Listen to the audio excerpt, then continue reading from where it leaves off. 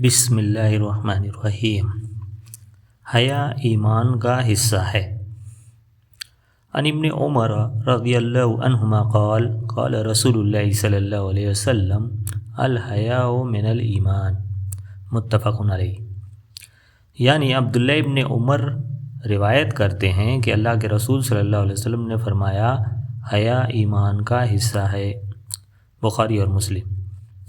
حیا سے مراد ہے کسی کام سے اس لیے رک جانا کہ اسے کرنے سے عیب لگنے کا خدشہ ہو، اور اصطلاحاً حیا کی تعریف یہ کی گئی ہے کہ ایسا وصف جو انسان کو برائی سے اجتناب پر ابھارے اور کسی حقدار کے حق میں کوتاہی کرنے سے روکے۔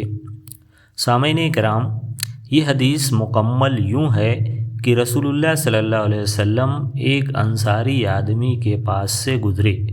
وہ اپنے بھائی کو حیا کے بارے میں نصیحت کر رہا تھا کہ حیا کی وجہ سے کیوں اپنا نقصان کر رہے ہو، اتنی بھی حیا اچھی نہیں، وغیرہ وغیرہ۔ تو رسول اللہ صلی اللہ علیہ وسلم نے فرمایا اسے چھوڑ دو، حیا تو ایمان کا حصہ ہے۔ اس حدیث سے معلوم ہوا کہ حیا ایمان کا حصہ ہے، کیونکہ حیا انسان کو گناہوں کے ارتکاب اور واجبات ترک کرنے سے روکتی ہے۔ بخاری کی روایت ہے کہ حیا صرف خیر ہی لاتی ہے، اور ایک دوسری بخاری کی روایت میں ہے کہ حیا ساری کی ساری خیر ہی ہے۔ سامعین کرام، رسول اللہ صلی اللہ علیہ وسلم کے متعلق بخاری اور مسلم کی روایت میں ہے کہ آپ صلی اللہ علیہ وسلم مخصوص حجرے میں موجود کنواری لڑکی سے بھی زیادہ حیادار تھے۔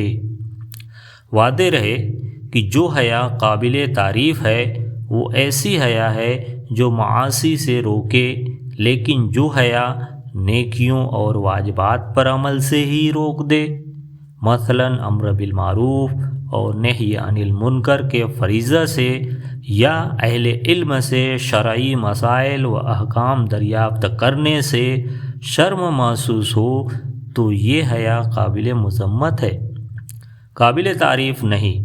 حضرت عائشہ رضی اللہ عنہا فرمایا کرتی تھیں کہ بہترین عورتیں انصار کی عورتیں ہیں، کیونکہ انہیں دین کے مسائل سیکھنے سے حیا نہیں روکتی۔ والسلام علیکم ورحمۃ اللہ۔